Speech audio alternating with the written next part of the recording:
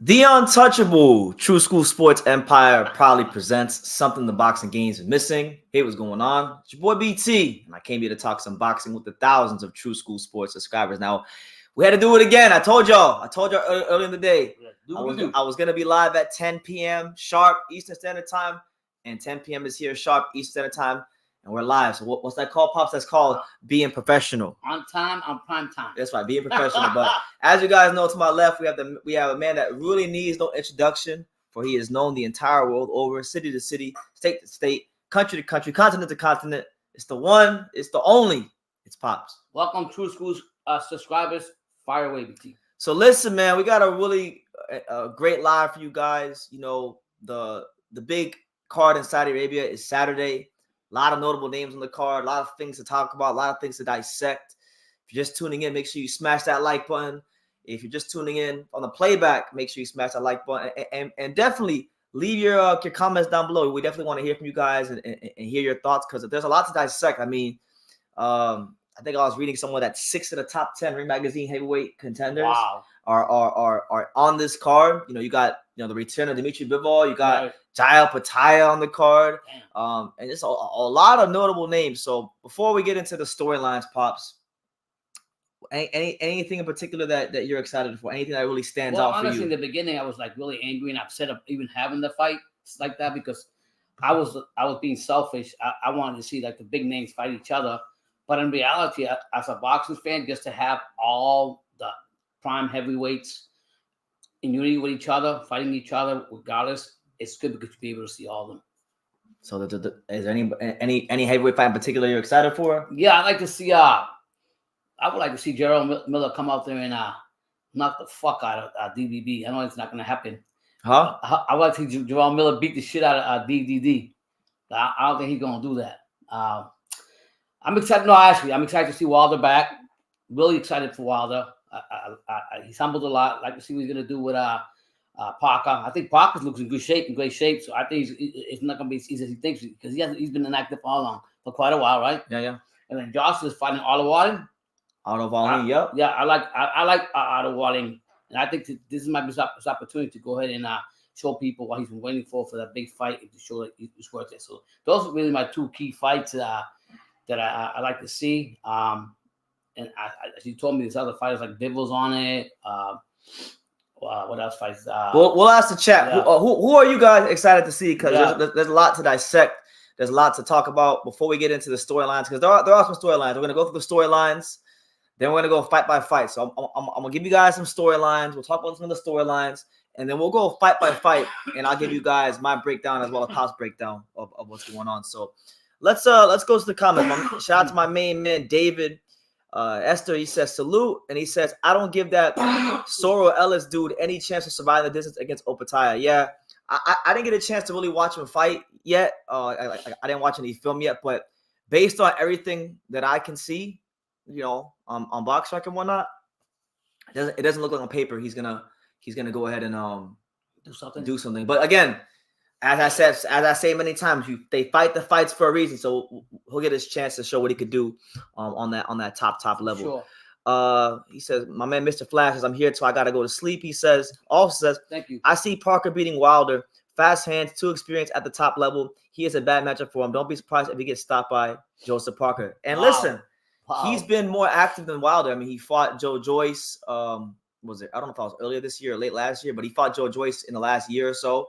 He fought on the last card against Simon Keane. Mm-hmm. He's been active. And if there's one thing we learned about boxing this year, especially in those big cross-promotional PBC fights, activity matters. And so that's one thing he's going to have going on the side. But one thing about Wilder we know is with that kind of punch power he has, he can overcome a lot of deficiencies with it. So we'll see how it goes with Parker. I like Parker. I was very high on Parker back in the day. But then when he started getting to those top levels, he stopped letting his hands go and caught a little bit of Adrian Broner syndrome. So we'll see how it goes. But listen, shout out to Raj Valdo. We'll get to that later on, so stick around for the live. But wanted to run through some of the storylines, kind of get you guys up to speed on some of the things you could look out for. So let's get into it. First storyline, as it states right here from the fine folks at IFL TV, 6 of the 10 Ring Magazine top 10 rated heavyweights will be in action. Wow. Joshua, You got Deontay Wilder. You got Joseph Parker. You got my favorite heavyweight, Filip Hrgovic. You got Frank Sanchez, and you got Otto Wallin. So if you're a fan of heavyweight boxing, I know a lot of people are complaining about what's not happening on this card, but you got to also celebrate what is happening on this card. 6 of the top 10 heavyweights are going to be active on the same card, and it's marquee names. So I don't think it's really something to be upset about. No, honestly, I think that just having those 6 is enough for now, and I think that it's a start to what maybe later on we'll be able to see.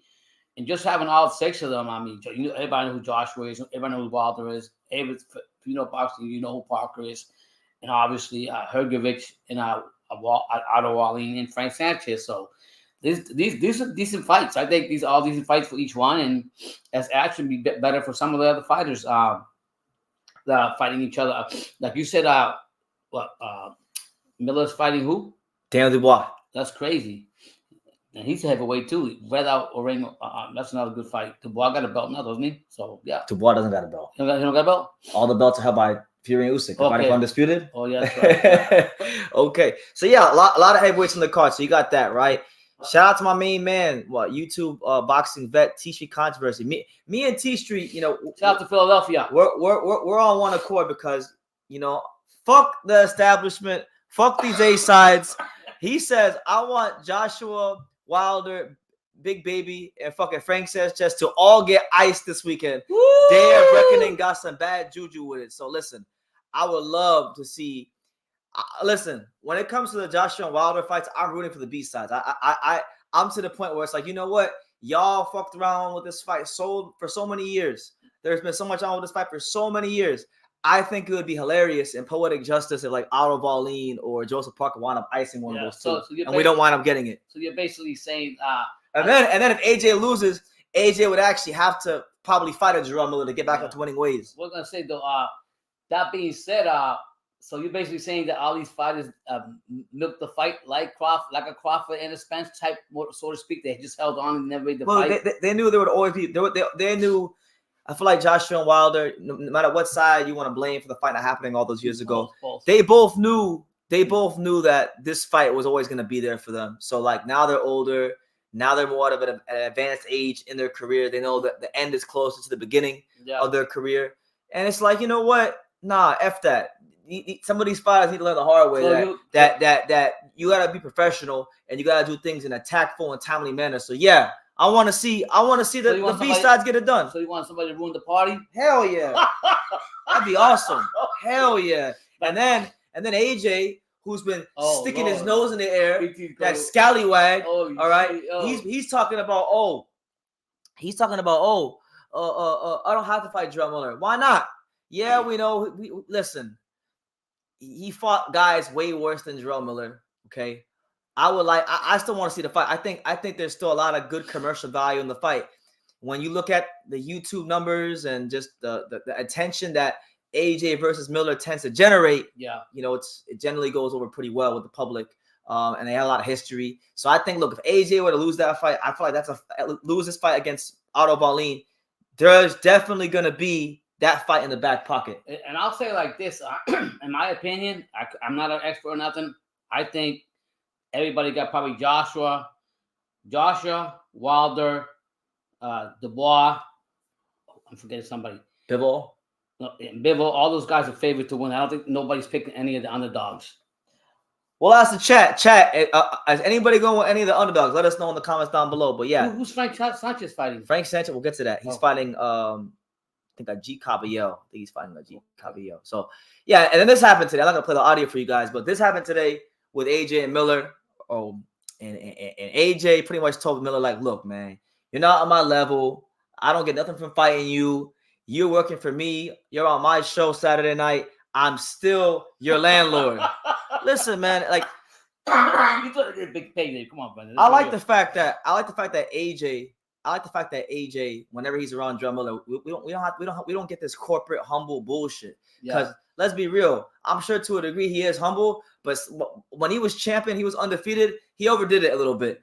Stay humble, stay hungry. Like he was trying to be the Derek Jeter of boxing. And with all due respect to Anthony Joshua and any of these fighters that want to be corporate, you can't hide behind that. Yeah, they want to be corporate and they want to be posh and they want to smile for the cameras and protect the image. Fuck that. This is boxing. This is boxing. This is not a sport to be posh and corporate and clean. Nah, man. What was that time when he went to the people's dorm, the kids' dorm? And he hold on. Do I still have it in here? Hold on. I might still have that in here. He went he was trying to be tough. Like, I hope I have it in here. Please let me. I never seen that before. I deleted it. You did? Oh yeah. I never seen that before when Josh actually walked to the dorms and he freaking sat there and mess with little students or whatever. I'm like, are you serious? But this is that side we never see from it. So like Brendan says, well, that's the landlord. That's the alter ego. That's the landlord. Yeah, is that what it's called? Yeah. So basically, so it's good when you see the real fighter come out. You know, instead of trying to be corporate and this and that. I mean, you've been too long in the game. Just be who you are. Yeah. Other storylines going into the fight. Dmitry Bivol, you know, obviously it's a great guy, a great time to see Bivol back in the ring. Bivol is one of the best fighters in boxing. Arguably the most pure boxer in the sport. It was reported today that he has signed a 2-fight deal in Saudi Arabia. The first fight obviously is his upcoming bout against Lyndon Arthur, and that he's hoping to fight the Arts of Beterbiev Callum Smith winner for undisputed. He said, "I have a plan to be undisputed, and I can see it very close now." So we know that Beterbiev is fighting January 14th out there in Canada. Yeah. Against Callum Smith, obviously that's not a pushover, easy fight for him. No. But if Beterbiev wins, I mean, please, for the love of God, just want to fight Beterbiev and let's get it on, man. I'll tell you what I told one of the Brits because when I was at the WWE convention, I was talking to these Brits about going to Saudi, and I was trying to tell them that I'm not really enticed to go to Saudi, but I said if there was one fight in boxing that could entice me to go to Saudi Arabia, it would be that one. It would be Beterbiev versus Bivol, but just because. It's boxing's purest. It's the purest boxer in the sport, and probably the best finisher. You mean 100% knockout ratio. I mean, I can't wait when he fights who he's got to fight, which I guess you say Smith. But this guy is a monster. Yeah, and he's to me he's gonna be a monster no matter how many times he knocked him out before, what he ever did before. But when I've seen him, the only thing I remember for him was the other Smith that I see in New York. Yeah. And that was not pretty. So we'll see how it goes with that news there. Yeah. Funny enough, right before I even get to the next thing, right? Hold on, because I gotta acknowledge somebody that's in the chat. I gotta acknowledge them while I'm running through the whole storylines. I'm pretty sure this is Rachel Donaire. She says we want Rick versus Rachel in person. Listen, I tried to set it up. Rick don't seem too up for it, unfortunately. I have to actually talk to him on the phone myself because I did it. I was talking to him through somebody else, which was Daniel Rubin when I was in Orlando. So when I do talk to him, I'll run it by him again and we'll see if it can happen. But shout out to the Donaires. I had a great time. Much respect to their family. Meeting them when I was out in Orlando was a great time. It's very humbling. I like Donaire, his wife. I watch them all in that program they have, so it's good. Yeah. I still gotta edit my Nonito interview. It's like the last interview I gotta edit. You know, I gotta take my time with that one. That one I'm talking about. It was like that's a legend. It was like 18 minutes long. I gotta really take my time with that one. But salute to them. God bless them. And it's funny she mentioned Rick Glazer like right on time because I was just gonna use one of his tweets. Rick was complaining about, and this is another storyline that somebody else in the chat mentioned. Rick was complaining that apparently he doesn't like the IBF president Daryl Peoples because he stated that he won't be supporting them because they decided to strip Jai Opetaia, which is a ridiculous decision because and he said he has no financial interest, but he feels it's inexcusable. Now, look, for those of you who don't know that situation, Jai Opetaia, he had an agreement in place to fight Marius Briedis. I think it was in February or March of next year. Mm-hmm. And the agreement was that was going to be his next fight. He can no longer take a voluntary defense because he already used a voluntary defense when he fought Jordan Thompson his last fight and stopped him. So through no fault of his own, Briedis is injured. Briedis cannot compete. And Opetaia got offered this fight against Ellis Soro. Right. And so he's taking the fight because it's good money. And they decided to relieve him of the belt, but he is still the lineal champion. So it's a sad state of affairs because, the IBF has had some things that really haven't been the best. They Errol Spence, he didn't fight a mandatory for God knows how many years. and they didn't strip him. So now, Opetaia decides to go to Saudi and fight this whatever opponent while Briedis is injured in the intermediate period, and now that's a crime. It's just crazy how this is why we're saying that we're never going to get boxing in the same harmony as music goes. And they all have double standards. They all have their own calls. They all do the thing, and they wonder why boxing is so much in a shambles as far as trying to negotiate, trying to get everything instead. Like you say, there is nobody that's actually going by the way they want to go. Yeah. They all have double standards in one way. I don't know how much power Rick Glazer really has in the world of boxing, but like, okay, maybe he can affect them or something. But I do agree that the guy, it's different if the guy was taking PEDs or doing something different and selling the streets or doing something out of the ordinary, then you can go ahead and punish him. But the guy, all he's doing is trying to keep his stay up shape, whatever it's called, boxing matches, keep in shape for the actual fight. Yeah, so it is what it is. And then the last but not least, last storyline before we actually go fight by fight and just break every fight down the card. For those, because I know there was confusion, the people didn't know if Wilder was going to be the main event against Parker or Joshua was going to be the main event against Otto Wallin. Well, don't wonder too much longer.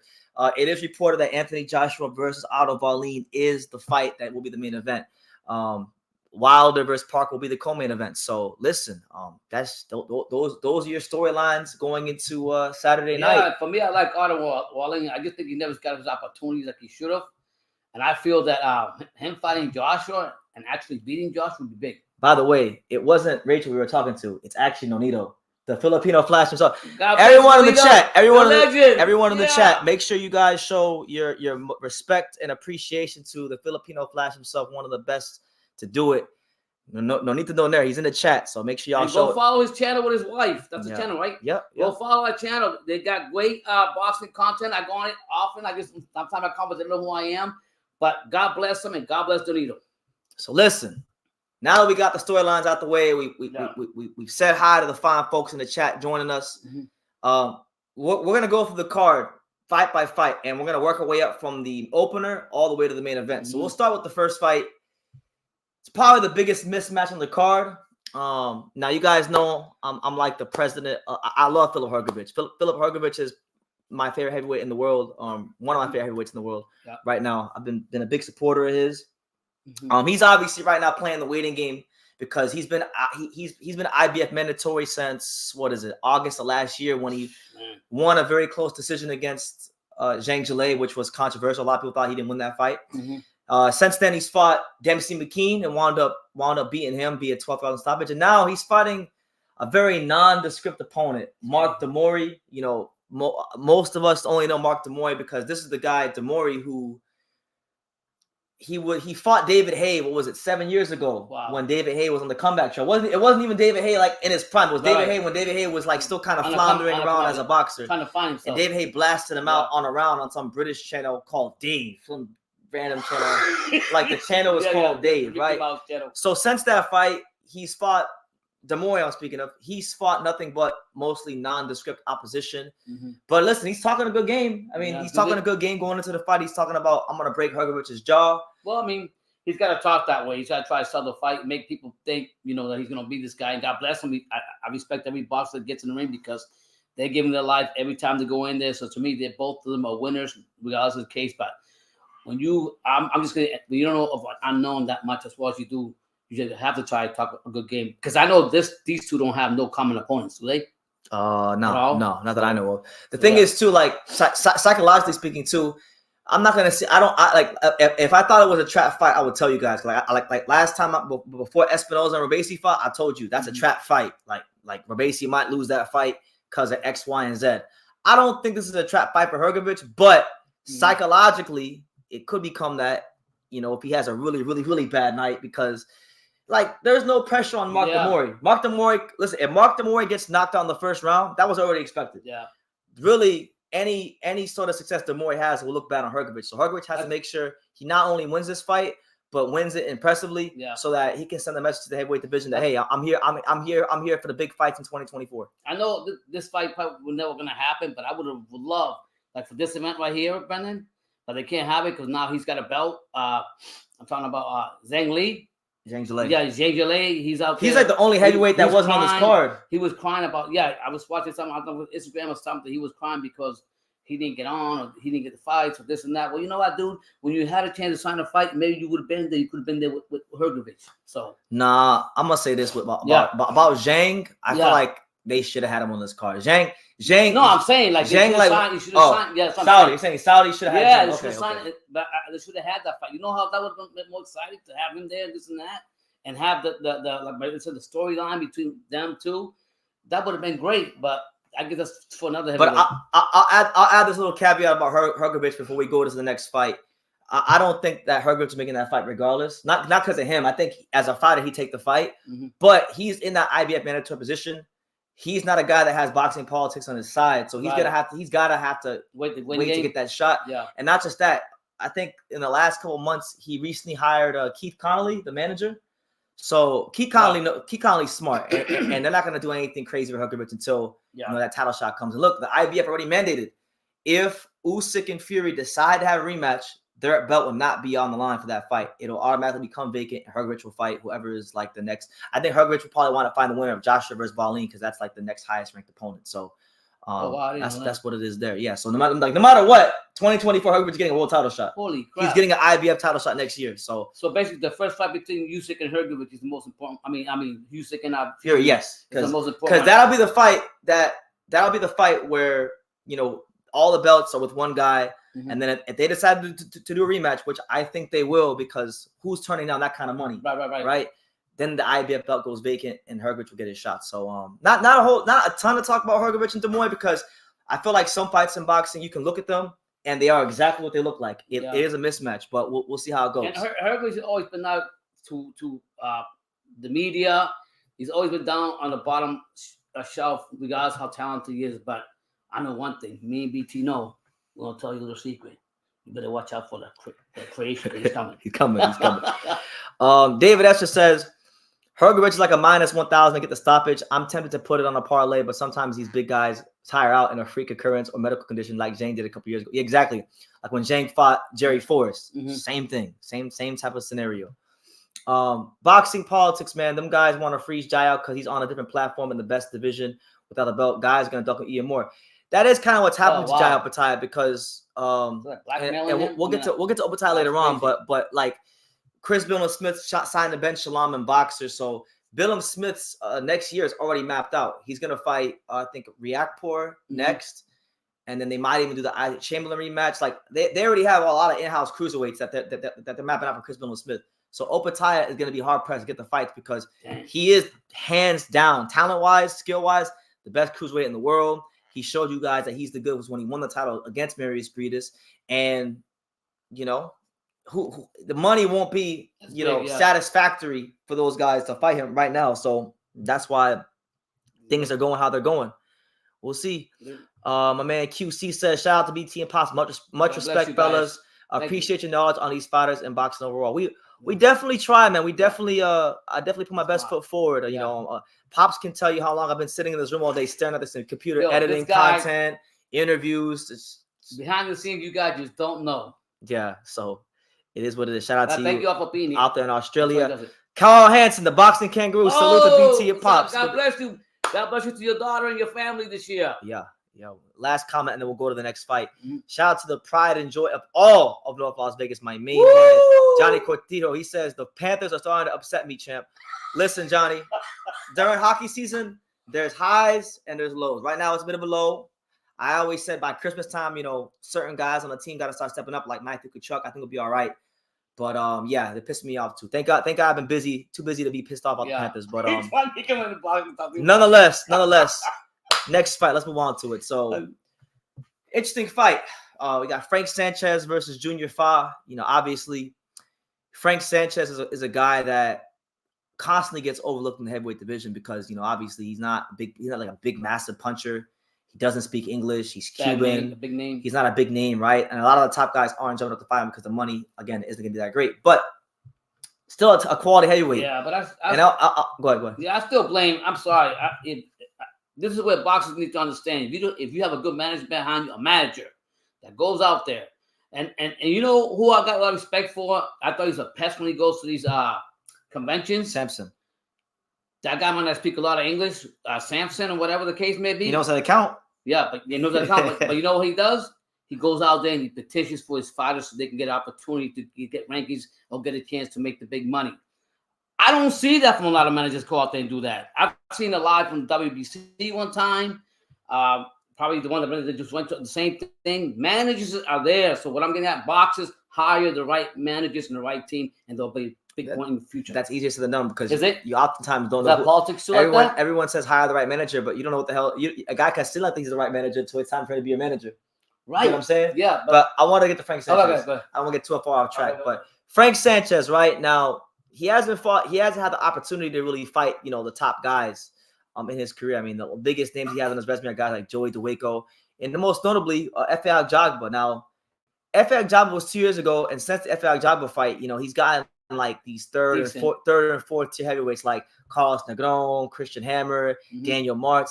So believe it or not, as crazy as it sounds, Junior Fa, who's not like a top echelon heavyweight, is actually probably one of the better guys he's fought since the Ajagba fight. Now, Junior Fa, let's talk about him. I like Junior Fa as a person. I used to watch his YouTube channel. I used to watch his YouTube channel like 2 years ago. Oh wow. But he had that big fight with Joseph Parker, the big Australian heavyweight fight.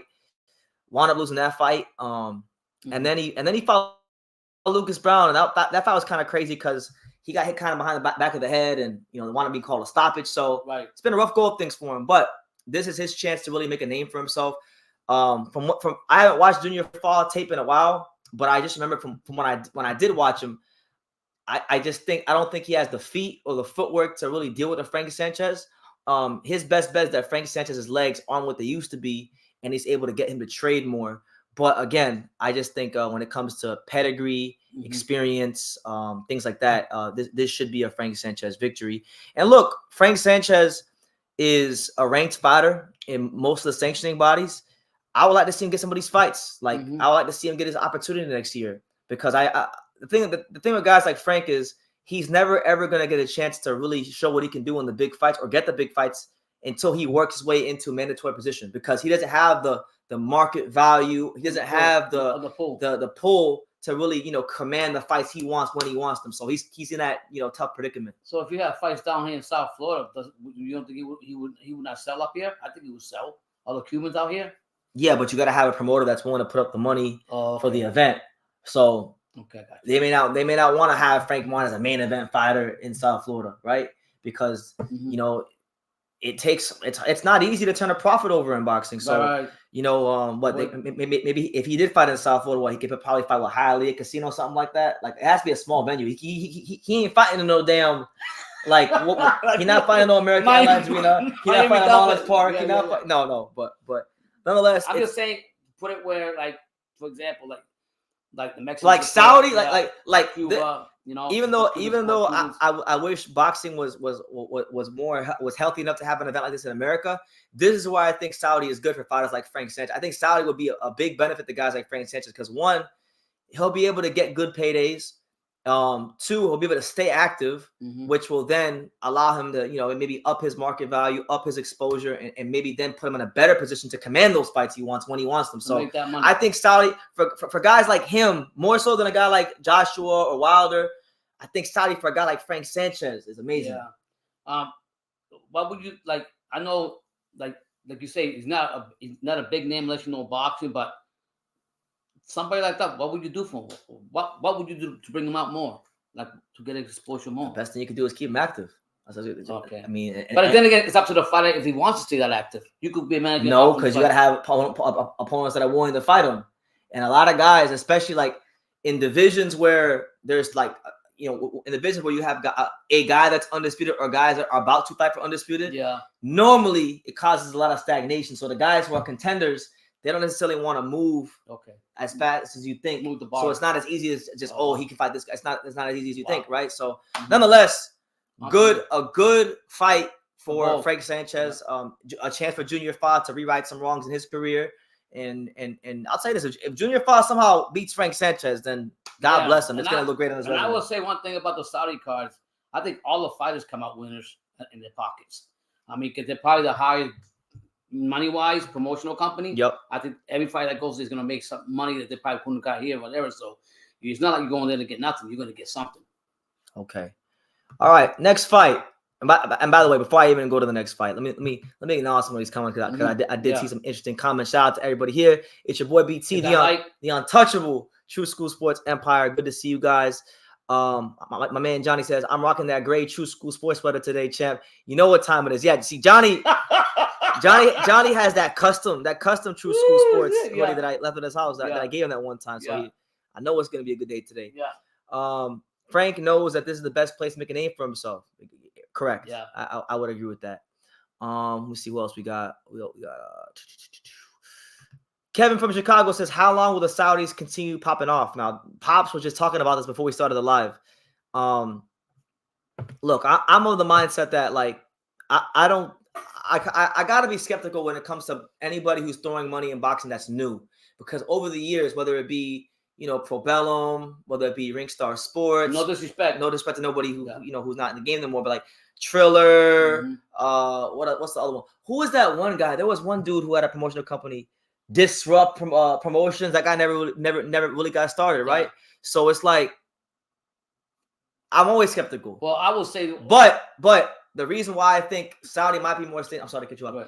Why Saudi might be more sustainable is that I think the bigger picture in all this is that the event itself is cool. I think they do care about boxing to a degree, but the greater purpose in all this is that they're trying to advertise people to travel to their country. They're trying to entice the Americans like me and some of you guys in the chat to want to go to their country. Yeah. And the best way they can do that is by putting on the biggest, the best, and the most extravagant boxing events they can. And I'll say also that Saudi Arabia is like an oil well, a gold mine, no matter what. So they got money to throw out no matter what. So it's always going to be a win-win for them whether they put the promotion up because they're filthy rich. That's about it's a country which is full of oil. They're getting Arab money. I was there. I was supposed to get a whole $2,000, $3,000, $5,000 for free. Before I move on to Arslan Makhmudov's fight, just for like two or 3 minutes, Pops, tell them about your time in Saudi Arabia. Tell them. Yeah, I was in Saudi Arabia and I was in the desert and everything, but we were supposed to get like the Saudi, the king offered to give us like all the U.S. Army soldiers out there. Was supposed to get like a stipend check. Well, I forgot what 1,000 or maybe 5,000. I don't know what it was. But whatever it was, the U.S. president said, no, we don't take no hand-me-downs. But you know who's taking them? The boxing. Boxing's bringing out there to Saudi, and they got so much money. I think it's the best thing for boxing as far as money. I don't agree with it because I want everything in America, but if that's where the gold mine is, that's where the private treasure's at, we have to go get it. And I'm excited for it. I think Saudi, they're not really, they don't know much about it. It's just now that they're starting to understand the sport and Brendan says to bring exposure to the country. And that's the country, well, I can't say how beautiful it is because I didn't see much. I've seen desert. Yeah. So anyway, Lance Meyer, shout out to him. And I see Jonathan. We'll get your comment in a second. He said, I almost bought 10 until I realized you're being disingenuous. Disingenuous about what? Like some of y'all, when y'all make these comments, like be specific. Like be clear. We're all grown men here. We can all be specific. What am I being disingenuous about? Please kindly let me know in the comments. Lord help me. Yeah. Anyway, it's all good. Thank you, Lance. Shout out to my main man. Now I don't know. Am I supposed to call you Jonathan O'Halloran or can I still call you Johnny Berber? I don't know what to call you, so I'll just say Johnny. Good to see you too, man. Work ethic is 10 out of 10. Both of you. Gratitude. Yes. Thank you. Yes. I appreciate it. Thank you for your comment. Yeah, definitely been working hard. That's for sure. Harder than usual. Definitely up in the standards. Thank you for being here. You said the apparel, but okay. What am I being disingenuous about? I'm being disingenuous about apparel? What am I being disingenuous about? Is it boxing? Is it an opinion? Is it something I said? What am I being disingenuous about? Please let me know in the comments. You gotta be clear. Please be clear as possible. Anyway, while Lance is getting his thoughts together. God bless you, Lance. All right. Yeah, Johnny. I thought Lance was my main man. You know what? I gotta stop throwing that out there so much. You my main man, Johnny Cortillo, Johnny Berber. But anyway, nonetheless, let's talk about it. So next fight on the card. All right. That's the guy, Makhmudov, he's on the card. With the ambulance? Yeah. Okay. Yeah. So, they have a good card. So Arslan Makhmudov's on the card. He's taking on the undefeated Kabayel, 23-0 Kabayel. Is he good? We'll get to that in a second. Makhmudov obviously had big pedigree coming into the pros. Top Rank signed him. He built up a nice record, with all the knockouts and whatnot. But then I remember very clearly in 2022, he fought Carlos Takam. And I remember he got rocked in that fight. He didn't look the best in that fight. That was actually the first like real high level veteran he fought that wasn't, completely shot to pieces. Right. Took him the distance and had some success counterpunching him and was able to take him the distance, right? And the knockout streak. And then I, the Tiger Promotions, got real soft with the matchmaking. I mean, they gave him Michael Wallich. They even gave him a fighter down here who we know very well, Rafael Akabajoy, who I like. I like Rafael Akabajoy. Yeah. I think he worked as hard as he could in the gym to be ready for a fight like that. But, just the experience gap was too much. Right. And funny enough, quiet as kept.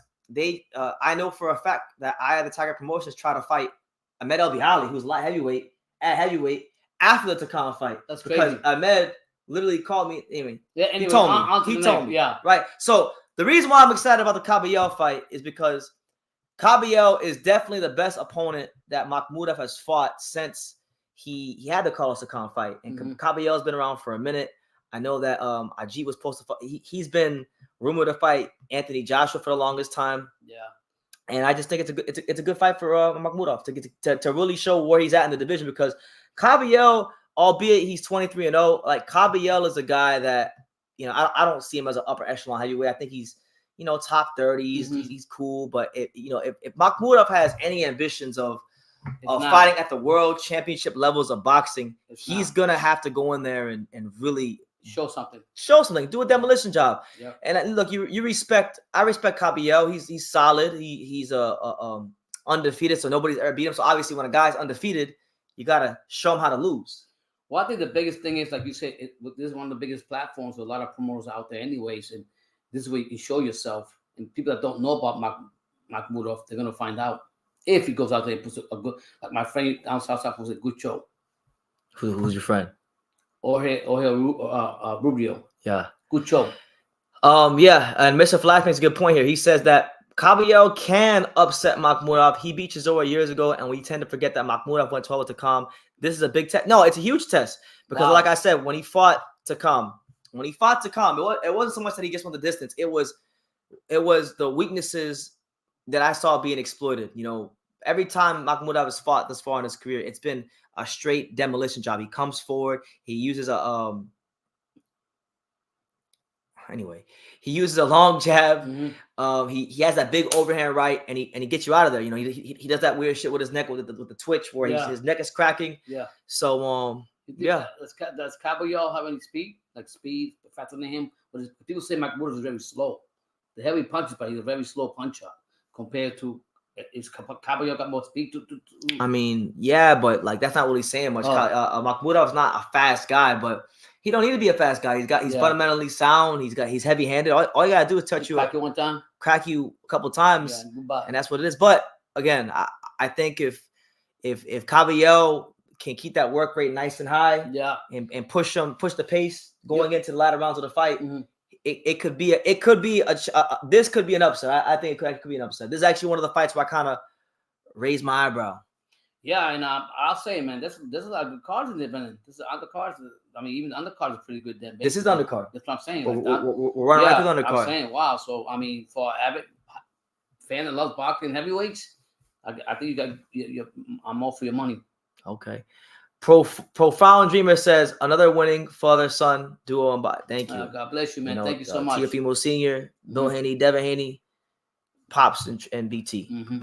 Thank you.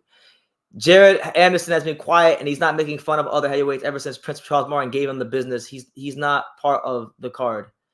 But Anderson said he used to say he would destroy Makhmudov, Zhang, and Hergovich. Yeah, he hasn't been saying that. He was saying that around this time last year, and he hasn't been saying that. So. Who knows? Yeah, I pray for him though. I don't know what his mental state is like. God bless him.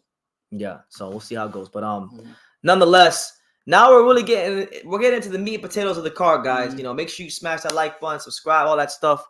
Really, really fun card. Yeah. And I gotta say, out of all the fights in this card, this one right here, this is actually the one I'm looking forward to the most. Peanut butter and jelly. This is the one. This is actually like I know. I'm excited about Bivol. I'm excited about Wilder. That's cool. But to me, this is the most interesting part of the card. Don't tell me you're picking Miller over Dubois. Because you got Daniel Dubois fresh off of his loss, which really should have been a win, I feel, against Alexander Usyk. A lot of controversy in that fight. You know, people are starting to build a narrative, or continuing to build a narrative, I should say, that Dubois is a quitter, that, you know, he's a front runner, that, you know, he does well when things are going his way. Mm-hmm. But when things get hot in there, when the stove gets hot, and you punch Dubois in his mouth and you ask those questions of him, he looks for a way out.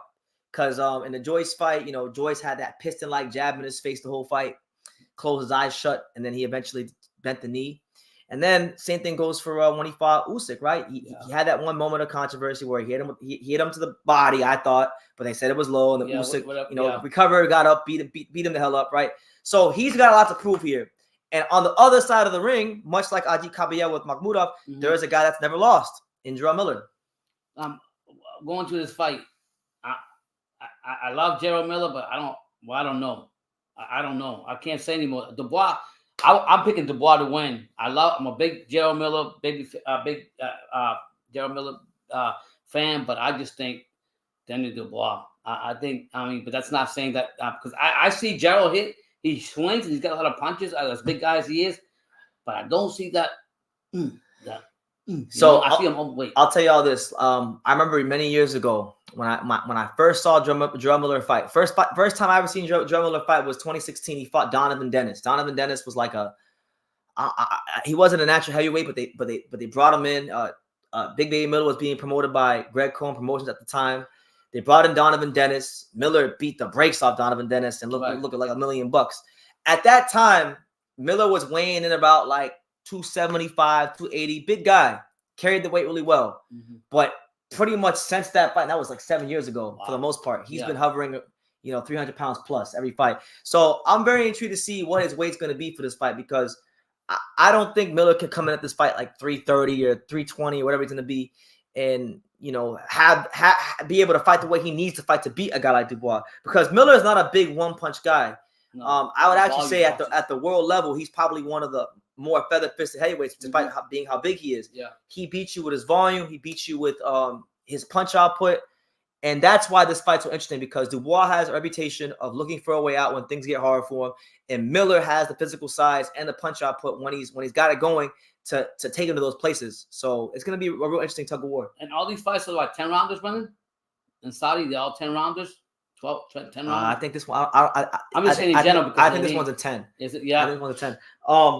Who was it? MEZBX. Shout out to you, champ. He says Dubois got dropped 3 times by Kevin Lorena. Yes, Kevin Lorena did drop him 3 times. Dubois had to get up the deck to stop him, but Kevin Lorena is a bigger puncher than Jarrell Miller. Miller is not a one-punch guy. Miller has to throw for Miller to beat Dubois, he's gonna have to throw like 60 plus punches around.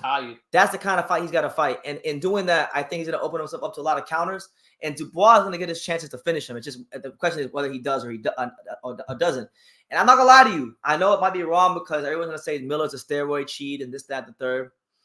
I want him to win, man, only because I really feel like him and Anthony Joshua do have unfinished business. And commercially, I just think it's an entertaining fight, So I'm rooting for AJ Loss and the Miller win. Has he ever been knocked down? Miller?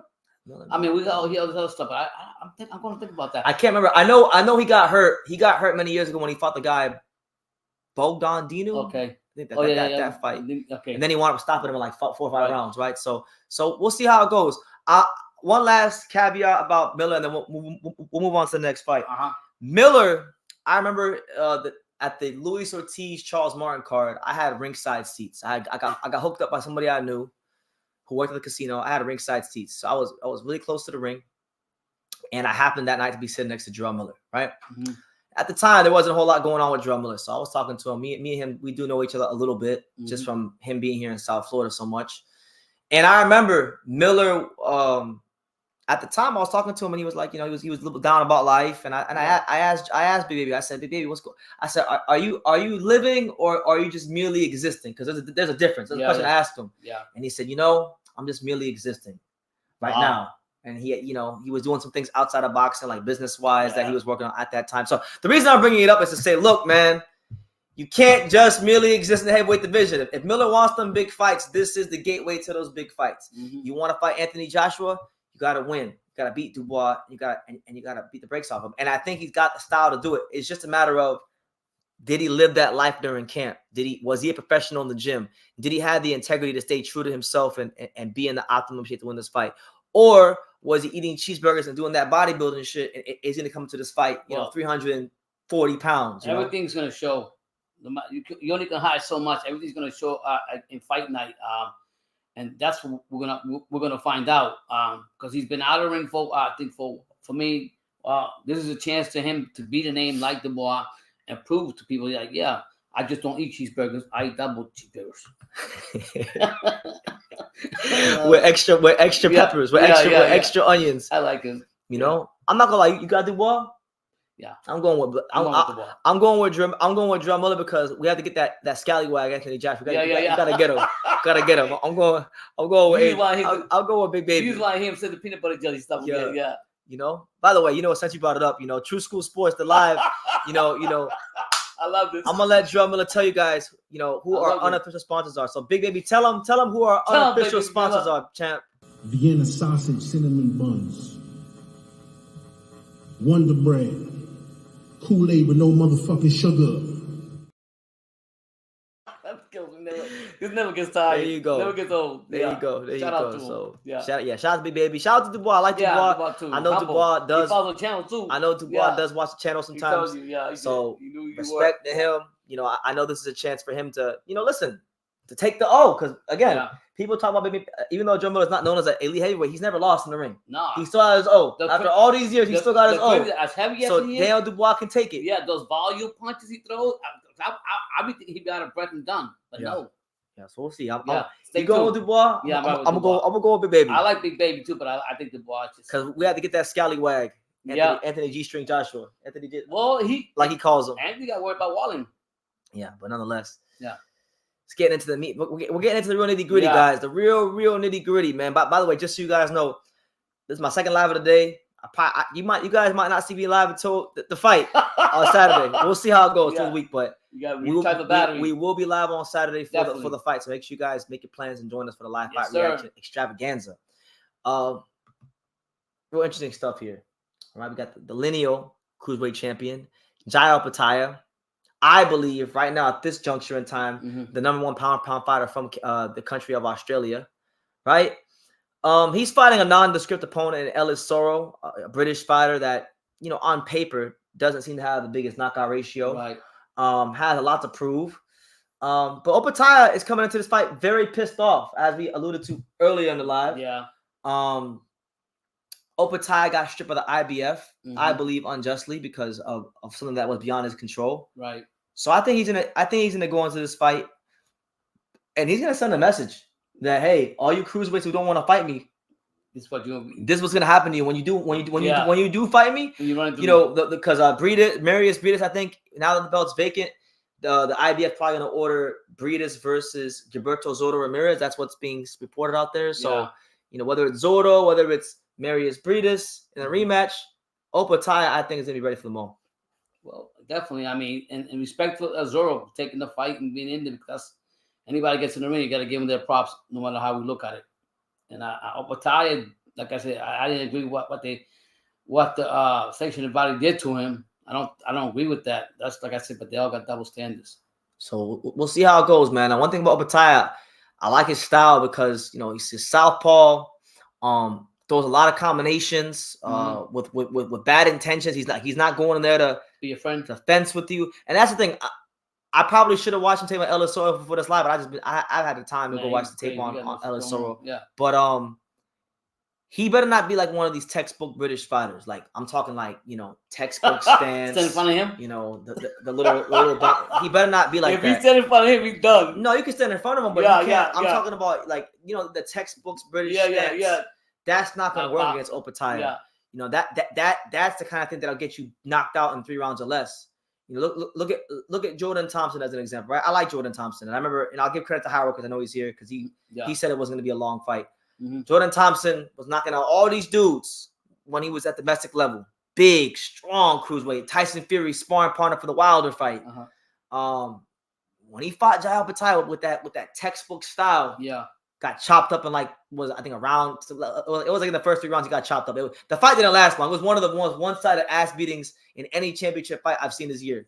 So my thing is this: Ellis Soro, for his sake, I hope he's not like a textbook British fighter. He'd be in trouble because it's gonna be But respect him for going to the fight and doing this thing, because I'll tell you right now, like Brendan said, this guy's gonna come in with a vengeance because of the fact what's happened to him.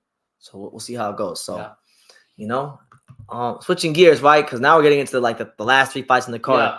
Now this man right here, it's been a long time coming, and I'm sorry, I gotta do it. The man who did it, the man who exposed Canelo. He's back.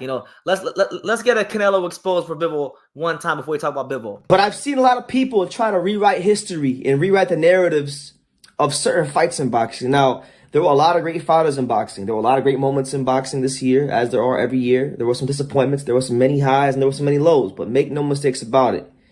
When we talk about 2022 and the history books is written, and the question is asked, what happened in the year 2022?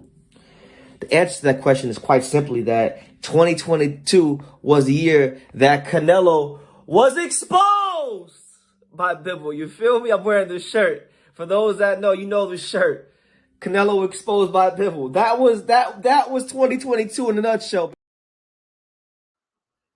So you have it. The man who exposed Canelo was back. Now, all jokes aside, right? Because I gotta do that because it triggers people and it's fun. Yeah. But Bivol is fighting Lyndon Arthur. It's his first fight since I think last November when he fought Soro Ramirez. And listen, as we alluded to earlier, he's got something big on the line because he got a 2-fight deal with Saudi. The second fight does include the winner of Smith versus Beterbiev, and if it is Beterbiev, like people think, he's gonna get his dream fight against Beterbiev, and but he's gotta get through Lyndon Arthur. Yeah. Now I'm gonna say it like this, guys. I'm gonna say it straight like this. I'm gonna give it to you guys raw and rugged.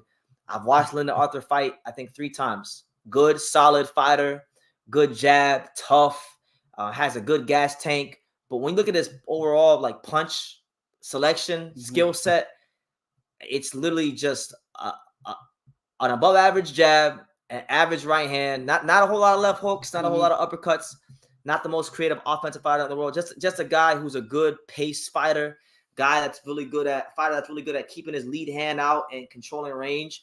But if you're someone who can feint, break the rhythm of what he's got going on, come with the right hand down the middle, if you have better feet than him, you can beat him, right? And so I think Bivol should be the heavy favorite. And I'll say it like this: if Lyndon Arthur would have somehow beat Bivol, it would not only would it be the upset of the year, I think it'd be one of the biggest upsets in boxing history, because that's how I'm looking at it. Nothing that I've seen from Lyndon Arthur in the past, and obviously you got to fight the fights for a reason, right? Right. But nothing that I've seen from him in the past makes me think that he's gonna forget winning the fight. I don't think he's winning 3 rounds against Bivol. Well, he's not winning 3 rounds against Bival. That's how I feel. Yeah. But best of luck to him. And I just say it like this. No disrespect to Arthur, but I just think there's levels to boxing. And what we see from Bivol, how he fights and everything, I mean, you got to love the way he articulates himself, how he orchestrates himself in the ring, his movement. I mean, I'd love to see him fight. It's one of the fighters that I do like to fight because of his movement and how his style of fighting. Yeah, so honestly, like I'm just excited that he's active again, that we're getting to see Bivol fight. That alone would have been enough. Would have been enough for me. So, yeah, best of luck to Lyndon Arthur. I don't really have much to say as far as no hating, no hating. I see it. Even Anthony Joshua, they asked Anthony Joshua about Bivol versus Lyndon Arthur. Anthony Joshua kind of pretty much said what I'm saying. Yeah. About levels. Yeah. Yeah, he don't want to just throw the whole. So it is what it is. Now we get into the real nitty gritty. Yeah. So your co-main event. And by the way, if you're commenting, I'm gonna get to your comments in a second. I just want to, I want to take my time. I want to take my time, be tactful, be diligent in talking about each one of these fights, because this is a nice card, right? It is. It's a very nice card. Christmas card. It's a good Christmas card. To be honest, right?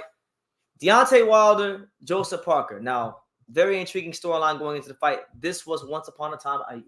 It could have been back in the day, 5 years ago. Could have been a unification fight in the heavyweight division. Now, Deontay Wilder has stated that this week that he feels Joseph Parker ran away from him and didn't want the fight. I heard that, yeah. I don't believe that at all because let's be real. Deontay, I like Wilder, but at that time, Shelly Finkel, who's one of the best in the business at managing, he was giving Wilder some soft touches. You know, he was very Shelly Finkel was very adamant and careful and clear about the fact that when Wilder first won the belt against Bermane Stiverne, he literally said, "We're not going to rush into a Klitschko undisputed fight. We're going to let him to grow on and becoming a champion." But he was, but he already had the belt. So what is that going to? You know. Anyway, good fight. Good fight. Very intriguing stuff because Wilder he's only boxed one round since the third Fury fight, and that was when he knocked out Robert Helenius. Was it last year? That's what I'm saying. So he hasn't had a lot of activity, and then when he had activity, he didn't get a lot of rounds. But he's been in the gym working diligently with Malik Scott. It looks like he's been working on, using that lead hand to pin, and then once he has you pin at the end of that lead hand to come down the middle with the straight right hand, right? So, I'm intrigued to see how Parker handles everything from Wilder because one thing about Joseph Parker, I think when Parker, it's gonna almost sound like I'm talking about Adrian Broner, but when he lets his hands go, he's a beautiful fighter to watch. But in a lot of his big fights, like Dillian White, a lot of these fights that he's lost over the years, even the Joshua fight, his big issue is the fact that he doesn't get in range to let his hands go, and then when he does get in range, he's smothering his work, and he's just not giving you the kind of punch output that you want. So the kind of cat and mouse game in this fight is the fact that you got a guy in Wilder who's got an eraser in the right hand. Yeah. But Parker has to, in order for Parker to be effective, he's going to have to let his hands go. But by letting your hands go, you present a lot of opportunity for Wilder to land that eraser on you. So that's what makes the fight intriguing. Yeah, and I think that's what Wilder was saying the other day. He said that. He said, nobody really wants to fight me because I have that gifted right hand right here no matter what. So, but like Brandon says, we have to see the fight to see what happens. In respect to Parker, Parker looks in good shape, So we'll see how it goes, man. Look, man, I think Wilder, I've really grown to appreciate him, man. This is a guy that is very consistent about where he stands in boxing, as far as, bringing the excitement back to the heavyweight division, all that stuff.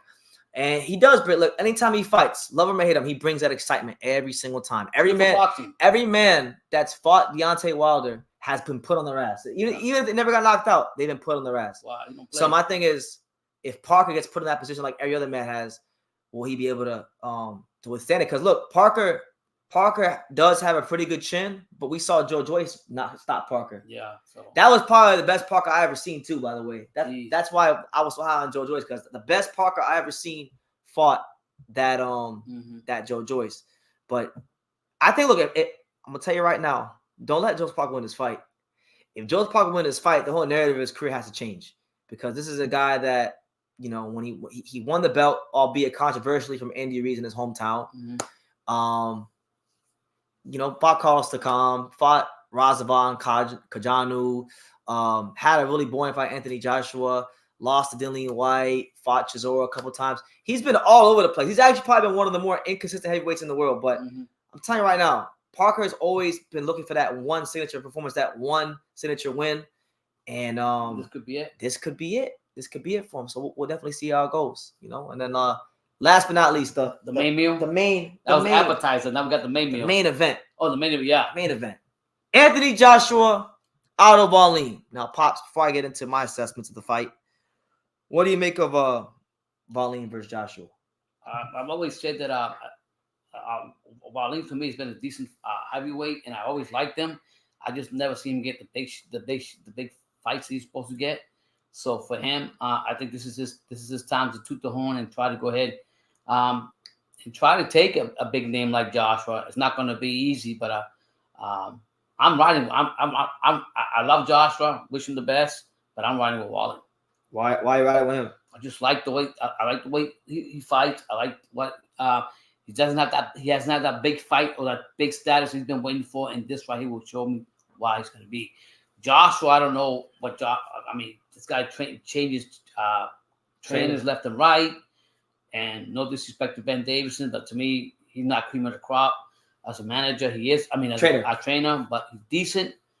But I think he's a good trainer, but I don't think I know he was for certain fighters. I don't think for certain fighters. Like I love what he's done with Lee Wood. Yeah. I thought he did a good job with Lee Wood, but like for heavyweights, I'm not really like. Yeah.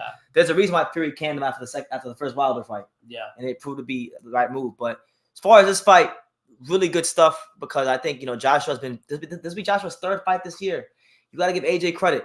Anthony Joshua. I can't think of any fighter in boxing of his stature who's as active as him this year. Mm-hmm. Name one. If you can, please name one. Yeah. Name me a fighter of Anthony Joshua's stature who makes this kind of money, who's in any weight class, who's fought 3 times this year. That's not like below featherweight because them guys are and even then, some of those guys aren't even fighting 3 times a year. Canelo always carry the torch for that, being active. He's fought quite a few times this year. He fought Charlo. Yeah. That's it. He fought Charlo. That was it. They don't know all the fights of Canelo. He fought Charlo. Is he the most active in that generation? He's very active, but compared to a lot of these guys. Yeah. So you say basically. But this year, Anthony Joshua's been active. So he's an active fighter, is a dangerous fighter. But Otto Wallin, been pretty active too over the years. Mm-hmm. These guys know each other. They sparring partners. Wallin was Anthony Joshua's sparring partner for the Charles Martin fight in 2016 out there in Sheffield. So they have that familiarity. Wallin has obviously you had to believe he would have grown in confidence since then because since then he's fought Tyson Fury. Okay. He's beaten Murat Gassiev on the road in a good win. He stayed busy. And I think look, for a long time, Otto Wallin's been kind of overlooked in this division. That's what I'm saying. 6'5", heavyweight, Olympic pedigree. Gave Fury arguably his hardest fight to date. So definitely, this is a fight. I'm gonna say this: if Anthony Joshua wants to be known as one of the best heavyweights of our era, because a lot of people like to downplay AJ. Yeah. They like to say AJ is a hype job. He's not that good. This is a fight. No. This is a fight he needs to not just win. I think he needs to win it impressively. Because if he's able to win it impressively, then that's a feather in his cap that Fury doesn't have. Because Fury went life and death with Otto Wallin. Right. If Anthony Joshua goes out there and let's say he knocks him out the same way he did to Robert Helenius or something like that, that'd be huge for his career. UK, Stylistically, it's a good fight. I don't like the change in trainer because I feel like Derek James was doing a good job of building that good, solid base of fundamentals for Anthony Joshua's skill set. Now you're bringing in another new trainer, like no ideas. It's his his third trainer in 4 fights. Yeah, Garcia. It's his third trainer in 4 fights. He had Garcia, he had Derek James, and now he has Ben Davison. Yeah. Davison, traditionally speaking, is a conservative coach. If you listen to his instructions when he's coaching Lee Wood, when he's coaching Josh Taylor, when he's coaching Tyson Fury over the years, they're conservative tactics. My thing is, Wallin he's 6'5", so he's not a small guy. He's not as big as Josh, but he's not a small guy. He can physically push you back. He has a good gas tank. He's able to throw a solid amount of punches per round. Much like the Dubois fight, I could actually see this like being an issue where the work rate and the experience of Wallin down the stretch could really be a problem. What? Yeah, I would just say Joshua, great that he's been active. Great to this, like Brendan says, he needs to make a big statement with that. But I just think, in my own opinion, even though Wallin fought Regis and then definitely had a tough fight with Fury, I don't think he's fearful of Joshua. I think he wants to go in and run through a smaller fighter because I think Joshua's a lot smaller than Fury. A fighter knowing that the way he fought Fury, that gave him more confidence. He can fight Joshua that same way. Yep. Okay. That's what I think so. I'm riding with. I respect Joshua. Whoever wins the best in his boxing, but I'm going to ride with Wallin. We'll definitely see how it goes. That's a good fight. So that's the card, and obviously, it's all leading to this. It's all leading to this. Okay, if Joshua does what he's expected to do, and Wilder does what he's expected to do, it sets the table for Anthony Joshua versus Deontay Wilder next year. Now, but I thought that was set up regardless. No, they got to win. They have to win? They have to win. That was set by the... They have to win. They may still do it. I don't know. But from my understanding, they have to win. Okay. Right? So I've talked about this fight so many times over the years. So much has happened in my life since... Aren't you tired of this thing? Did you say what do you think about it? Like, and I want to check the temperature of the chat. Are you guys still excited for Joshua versus Wilder? Like, does it still get you excited? I still want to see it, but I will say I'm not as excited as I was way back in the beginning. When they were bidding back and forth, 50 million and this and that, that's when the fight should happen. I think they waited too long for the fight. But just because people want to see it, and I do want to see it, and the winner gets to fight probably Fury or whatever the case may be, whether Fury beats Usyk or not, that's still good. It's good for the UK if Joshua wins. But he's going to have to get through Wilder. Wilder's a big mouth. You know, it's not going to be easy to fight. No, I still want to see the fight, yeah. I mean, I'm not like dying to see it. Like if Otto Wallin or Joseph Parker wins, I'm going crazy because the boxing establishment wants Joshua versus Wilder. But my thing is Joshua Wilder didn't want Joshua versus Wilder. So my thing is, if they weren't bothered about it, I'm not bothered about it. It's different times in their life now where they're like they're old and they're about to get out the door. So that's what it is now. And the bottom line, the UK wants to see Joshua and Fury. I think that fight should happen. I think this fight just as big, but Joshua and Fury will be a great fight. The UK doesn't matter. It's all about the I know. East. It's all about the Middle East now. That's right. Saudi Arabia, UAE. That's where the money's at. Dubai. Isn't that what Eddie Hearn and Fish Eyes is at? Yeah. Where are Eddie Hearn and Fish Eyes now? In the Middle East. So there you go. You answering your own questions. Yeah. So yeah. Lance Meyer says, "Stop playing gentleman." I'm not playing gentleman. I mean, I don't know what you mean by that, but okay. I am a gentleman. I'm a nice guy. God bless you, Lance. God bless Lance. Yeah. Lance been on that bullshit the whole life. The whole life, Lance been on that bullshit. But shout out to Lance anyway. Thank you for being here. You know, we appreciate you, Lance. Yeah. But anyway, we ran through it. We ran through the whole card. Let's run through some comments now because there are quite a lot of comments. Okay. So my man right here says, it's staged. No way Joshua or Wilder will be defeated. And look, there's a lot of money on the line. They always saying like, you just gotta follow the money. You gotta follow the money, and you will get your answers to life's questions. Yeah, over there they have gambling. No, but they got gambling over here. Oh yeah, here. I don't know if they got gambling over there. It doesn't matter. You might be right. You might be because it's a big fight. You know how much money? You know how much money like Saudi can put up for a site fee for that fight?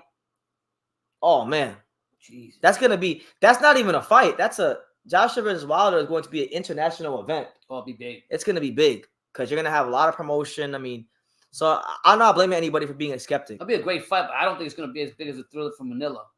When Muhammad Ali fought, a big fight and this and that. I don't think it'd be as that, but it'll be there. We'll see how it goes. Mm-hmm. Let me see. In boxing, this is true. Yeah, it is. It is. They offered to Zhang, but he was injured and turned it down. Oh, that's what it was? Apparently, the Zhang Wilder fight. Mm-hmm. Okay. Well, there you go. Thank you. Yeah, I'm not really too bothered about AJ and Fury. Mm-hmm. I'm gonna say it like this, guys. I'm not trying to make this too long of a live today because again, I had a long day today, but I'll stay on for like 10 more minutes and I'll run through some things with you guys that have nothing to do with the Saudi card.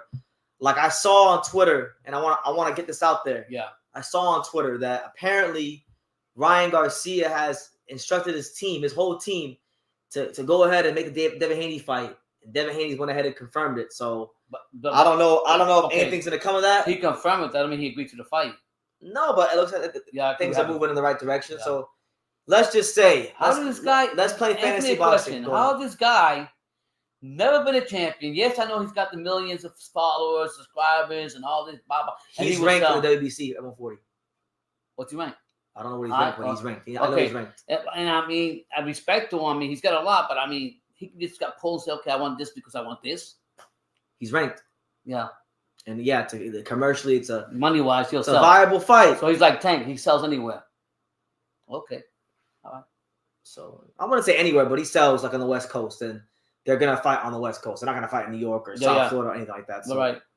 We'll shout out to him. Oh, a lot of you. Now I saw the chat, and I did see the mug shots on Twitter before I came on. Apparently, Jamal Charlo got arrested. Right? Was it? Guys, was it Jamal or Jamel? Let me check that shit. Probably Jamal.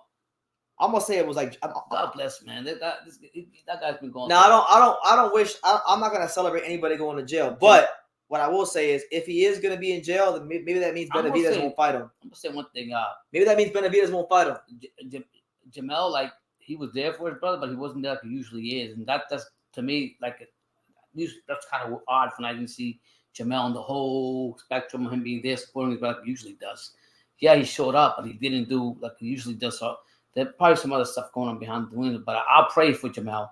Oh, no, it's Jamel. Jamel got arrested. Mr. Keep Running Your Mouth got arrested, not Jamal. Oh, okay. Well, so Benavidez is still going to fight Jamal. Okay, so what happened there? Yeah, what happened? Let's read it. What happened with Jamel? Why did Jamel get arrested? Jamal went through a big divorce, so I think that was the biggest thing for him. He's just trying to come out of it. Sometimes it's hard to just come out of it. Oh, apparently he assaulted a relative. Yeah. Guess. Yeah. Rick Laser said on Twitter he showed more aggression towards a relative than he did against Canelo. Okay, so you already know. So I gotta say, man, it's been outside of Bam Rodriguez, it's been a horrible year for Texas fighters. Yeah, like Spence gets mollywopped by Crawford. Jamal has the whole thing with his wife. Now Jamel with this. What else? Virgil Ortiz keeps pulling out of fights because of rhabdomyosis. I mean, what else? Y'all got anything else for Texas fighters this God year? Bless. So I pray for all of them, because none of us know what state of mind they're in and what people go through. Look at me every day. Yeah, they said Canelo ended Mel as a pound for pound fighter. I don't think nobody ended anybody. I think Jamel didn't even try to win. No, he didn't win. He knew. I didn't even think he tried to win. He's gonna do what everybody else was doing with Canelo. He laid down. Go in there and get the freaking paycheck. Simple as that. That's why people are waiting for Canelo to get the big paycheck.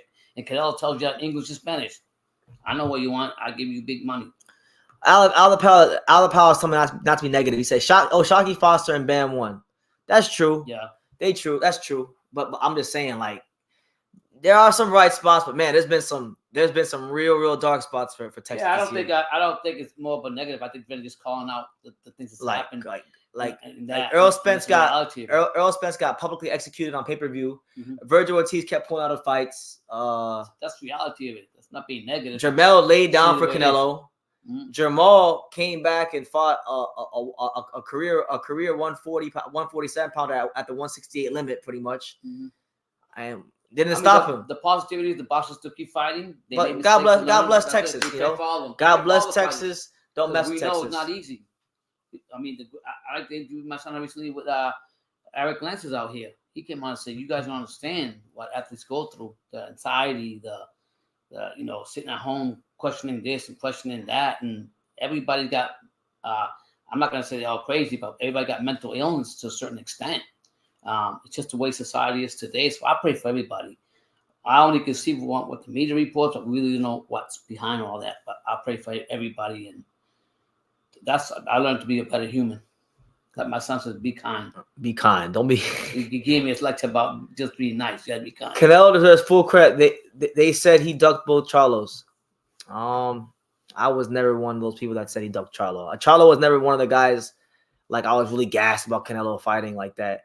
I only got excited about Canelo fighting Jamel because Jamel had won me over and got me on his side. But then the minute all the fight week festivities started and I saw how friendly he was being, I said, "Oh man, he really about to go." No, the fight that really freaked me off like a few years before that was my boy. I was big on him, Kovalov, singing that Mexican stuff and doing all this stuff.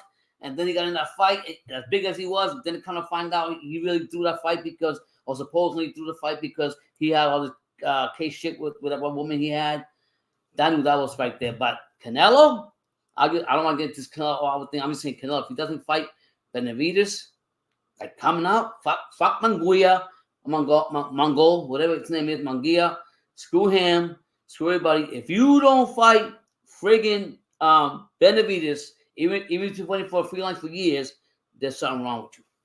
Yeah.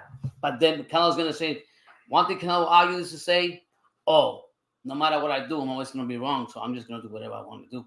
Okay. So, I mean, you had a great career. I respect you. I could definitely see him in 2024 fighting Terrence Crawford, Jaime Munguia. Yeah. In the same year. What about Benavidez? Well, you know what he can do? You know what Benavidez can go do? Go to 175. Yes, sir. You've been saying that for years, Yes, sir.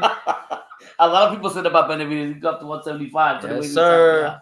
Stop waiting for the freckle face midget to fight you. Go to 175. I'll give it to you, BT. Canelo never wanted to give Andrew the fight, but he fought everyone else. Okay. Well, as long as you acknowledge that, I don't really care about anything else. If we can just acknowledge that, we'll be all right. You know. Hyro said, Pops is got Wallin because AJ is a bitch and has to have a rematch because he can't accept losing. Wait, so Hyro, does that mean does that mean seven Ati no Chinga? Does that mean that he's a bitch too? Because he's fighting Adrian Curiel in a rematch. They're doing a rematch in Mexico, so is he a bitch too? Hyro, Say thank you, Heyman. He said, "Yes, sir. BT David versus Bivol better be are the best fights around." Exactly. Yeah. Exactly. At least there's somebody with some sort of sense because, you know, Mm-hmm. you say that these days. Oh, no, Canelo Benavidez. Like, oh, yeah. I'm sorry. I don't want to see a guy who should be fighting a light heavyweight or cruiserweight fighting a guy who turned pro at 147 and first weight class where he won a world title 154. I'm sorry. Mm-hmm. I'm sorry. I'm a little weird. What kind of chance do you give Abraham Nova to beat O'Shaquie Foster? I hope O'Shaquie Foster wins that fight. I can't stand the stupid fucking mascot. I like the mascot. I like the fact that I'm sorry. I like the mascot. I love what Abraham brings to the boxing with that. Yeah. What do you think about people saying that? It's a good fight. I think Nova has the punching power, and the athleticism to give O'Shaquie some problems if they wind up fighting. But one thing I learned about O'Shaquie Foster over the last 3 to 4 years watching him fight is that he's got really good natural fighting instincts. He understands boxing. He knows how to make adjustments. So you don't see O'Shaquie Foster fight the same way every time. You know, when he fought Ray Vargas, you know, he circled the ring. He used his jab a lot. Things like that. When he fought, what's his name, Rocky Hernandez, and it was time to bite down on that gum shield, then he was able to do that. So I would expect O'Shaquie to get the victory. They're at 130, right? They're at 30. So this is more of Nova's natural weight class. When he fought Robesi, he was weight drained. When we went to that fight on the Beterbiev card. Yeah. So we'll see. I like him too. You know. Do you think Saturday's show will live up to expectations? I mean, I don't have like to be honest with you, I don't have insanely high expectations for it. I'm excited about a lot of the guys on the card, but I don't. It's crazy. It's weird because you look at the names, and there's some decent fights, but there's also some mismatches too. Like Opetaia and Soro is a mismatch. Hergovich and Mori is a mismatch. Bival versus Lyndon Arthur is a mismatch. So for all the names, there are some mismatches. So I'm gonna probably say no, but I still do think we get at least one really good fight. You're gonna give on Beterbiev once he loses. I already see it. Hyro, if you keep running your mouth about this, who's he going for? Hold on. Hyro, if you keep running your mouth on this, do not make me go back to the Beterbiev versus Marcus. Here you guys hold on. Do not make me go back to the Marcus Brown Beterbiev live when you were picking Marcus Brown on that bullshit. And I told you Marcus Brown's not gonna beat Artur Beterbiev. This is back in the day when you thought Earl Spence could beat Terrence Crawford, and you were drinking the Derrick James Kool-Aid, and you said, "Oh, Marcus Brown has Derrick James now, so he's gonna be Beterbiev." And I told you, no, he's not. I told you Marcus Brown already showed me who he was when he fought Hot Rod, and you chose not to believe me. And then when Beterbiev beat the brakes off of him, you said Beterbiev was ducking Bivol. So don't talk to me about giving up on fighters because I will go. In fact, when this live is done, you did it to yourself, Harold. When this live is done, I'm gonna go find that clip. I'm gonna screen record it. I'm putting it in the StreamYard. Anytime you get out of pocket, I'm playing that shit. Talking about I'm about to give up on Beterbiev. Harold comes in every time we get out of this game. Every time. Why, he don't like Beterbiev? I don't know. He's like a seesaw. How? You don't like Beterbiev? He's an emotional seesaw. And by the way, Harold, Artur Beterbiev is gonna punch 50 holes through Callum Smith. He's not losing his name, Callum Smith. All right. He just like to get against Callum Smith hasn't even fought. He hasn't even been touched with real light heavyweight power yet. All these guys have been fighting Leonard Castillo, Mateo Badalik. Yeah. These guys ain't punching like that at light heavyweight. So don't talk to me about what Callum Smith is gonna do. Because the last time Callum Smith had a big fight, a real power big fight, he fought Canelo. He rolled over and didn't even try to win. So don't talk to me about what Callum Smith is gonna do. When everybody talks to a Beterbiev, it just gives you a smile. It doesn't say nothing. Don't worry, Harold. You did it to yourself. Remember, Harold, in the future, when I keep playing that clip of you over and over again, switching on Beterbiev, remember you did it to yourself. All right. You said he was gonna run through Yard. Yeah, he won, but he got injured for a whole year. He liked to get there. Okay, and what happened to Yard? It don't matter if Yard. Listen, it don't matter if Yard has some success. Yeah. What happened to Yard happened to every fighter he's fought. Stopped. That's it. Exposed. Stopped. Knocked out. Okay. Join the club. Pops, you got any parting shots to the people? Because getting tired. Have a blessed day tomorrow. Be careful out there when you guys do your last minute holiday shoppings. And thank you for being here. Keep supporting BT because he's a one-man team doing everything for you guys. You just don't know behind the scenes. But God bless you all. I gotta go to bed. This is around my time I go to bed anyways. I got you. God bless you guys. Thank you so much. All right, I'll stay on for like 5. You know, I'll stay on for like 10 more minutes. We'll make it a full hour and a half, and then we'll end the live. But Dundada says, BT, I never got your take on Robeisy Ramirez loss. Mexicans are really the best at 126. Well, I don't know how you didn't get my take on it, man. I did a whole reaction video ringside. I don't know if you saw it, but I'm going to assume you didn't. It was a great fight. I was there ringside. I actually wound up, believe it or not, sitting next to Robeisy Ramirez's wife, which is crazy because the Mexicans that were there that came to South Florida for the fight, they were chanting, "Si se puede, si se puede." So I joined in. I was like, let's go. Si se puede, right? And Robeisy Ramirez's wife got mad. So when Robeisy dropped Espinoza, she gave me the death stare. But great fight, classic featherweight fight. It was one of those fights where I remember being ringside, being so close, seeing Espinoza. I think it was in the 4th or 5th round when he was hurt. He looked like he wanted to go, but to his credit, he showed great resolve, and down the stretch, he closed strong like a champion should, and that's why he's a champion now. And I'm happy he won the fight because I think Espinoza is a credit to Mexican boxing. Mexicans right now are running the featherweight division. You know, you got Fernando Lopez, you got Ray Vargas, you got what's his name? You got Espinoza, and then the lone non-Mexican champion will be the winner of Otabek Komatov versus Raymond Ford, which you guys know.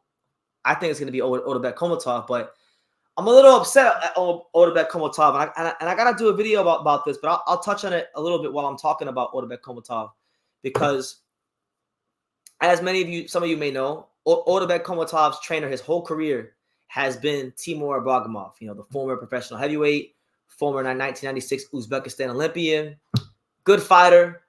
He's the guy that brought Otabek to the States, built him up, trained him every fight up to this point. And what did Otabek do to Timur Ibragimov recently? He ups and he leaves Timur Ibragimov and goes with Joel Diaz and joins his buddy Mirza Akhmadaliev. A real just not cool move, because I know Timur from going to the gym and talking to him and whatnot. I know Timur did right by him, and I know this because I reached out to Timur and I asked him what happened, and he said Otabek just up and left him. I reached out to Otabek and we did interact for a little bit, and he really was not giving me no feedback. So I kind of feel like, from what I know, that Timur Ibragimov was done wrong, you know. But really ridiculous what he did with Timur Ibragimov. Corny. Let me see. Mauricio Lara is gonna make a comeback. Listen, don't call it a comeback. He's been here for years. Okay, Mauricio Lara, former champion. We gotta give him his respect. I think Mauricio Lara beat some good fights for him. I know. What was that one fight? I heard through somebody. I heard through the grapevine that I think it was it Renee Talise? I think Renee Talise and Mauricio Lara is a fight that's being discussed for next year. But that's only what I've heard. Yeah, that's what I'm saying. That's horrible. You don't leave your coach, who's a good. By the way, Timur is a good coach. Like, he's done great with Otar Aronosian. I think Otar Aronosian will be a champion. He's gonna have a tough fight when he fights Lamont Roach, but you know, I think he has the capability to be a champion. But Timur was doing great. They're winning fights. Like, I mean, he was getting a stipend. He had everything paid for. He was staying in a nice part of South Florida. But then, you know, this is how boxing goes, guys. This is how boxing operates. This is why you got to watch your fighters, right? Because then sometimes you get people that get in a fighter's ear and tell them lies and manipulate them, and then they go and they do some dumb shit. So if Otabek Komatov gets freaking blasted out the ring by Raymond Ford because he decided to switch trainers, and, you know, Joel Diaz has all these different ideas he wants to implement into his style before the fight, it's not going to surprise me. You know, I still like Otabek. You know, I still like him as a fighter. But I did lose respect for how he's handled everything. Because, look, I reached out to both of them. Like, I reached out to Timur. I reached out to Otabek. I'm still waiting. Like, Otabek's been on Instagram all day. And he the last thing he messaged me, Otabek said, now that everything's happened, I have a lot to say. So then I asked him what happened. And that was like 2 days ago. Still no response. But he's been on Instagram all day posting his life away. So it's just it's a real sad state of affairs, because, you know, I like what they had going on. I like their relationship, but I guess, as I've learned in life and in boxing many times, not everything is how it seems. People aren't always happy. You you know? So, yeah. Hurricane Hank says, such a bad move. Diaz ruined Makhmudov. And look at Merjan. Look at freaking Merjan. I mean, Merjan, I think Merjan's always been a little overrated, to be honest with you. I can't name one fight where Merjan fought. I mean, he's champion, so I give him his credit, but I can't name one fight against any upper echelon opponent where Merjan looks sensational. Not one. Like, all the fights, the ones he's won, I mean, he had the one this past week against the kid Kevin Gonzalez, but, like, who's Kevin Gonzalez? Like, I'm not trying to downplay Kevin Gonzalez, but, like, Kevin Gonzalez is not, I don't consider him an upper echelon opponent. When he fought, what was it, Danny Roman? Was it Danny Roman he fought? I think it was Danny Roman. Barely won that fight. Some people thought he lost. When he fought Marlon Tapales, lost that fight. I mean, come on. David says, Eddie Hearn has ruined Makhmudov by not giving him TV dates. Yeah, that's always that's part of it too. Raymond Ford has some underrated power and he's more professionally experienced. Yeah, and see now, I had the fight like 57-43 in favor of Otto Beck. I just thought Otto Beck's amateur experience, conditioning, punching power, and even with like his coaching situation, I thought he was in prime position to win this fight. But now, you know, you look at him getting a new coach, they're gonna be implementing some new things. You know, first fight, I just don't like it. I don't like when fighters do that before the biggest fight of their career. So now, and the crazy thing is, right? The crazy thing is, if you look at the fight poster, in fact, hold on, let's pull it up. I want to show you guys something. Look, I want to show you guys something because this is crazy. So, mind you, Otabek Komatov is not with Timur Bragimov. He is no longer associated with the fine folks of Warriors Boxing Gym and the United Boxing Championships, which is the promotional company, UBC. But I want to show you guys this, right? Just so you know how crazy the boxing game can be, how quick things can change, how fast things can switch up. So we're on screen share right now. I think we're on screen share. We on screen share? Yeah, we're on screen share. Cool. I want to show you this. All right, I want to show you guys this. Look, so Top Rank just announced today. They actually posted the official fight poster for Komatov versus Ford. So if you look at the fight poster, obviously you got Komatov and Ford as the headliners. You got the co-main event, which is Venado Lopez versus Rhea Abe, great fight. Rhea Abbey, great fight, right?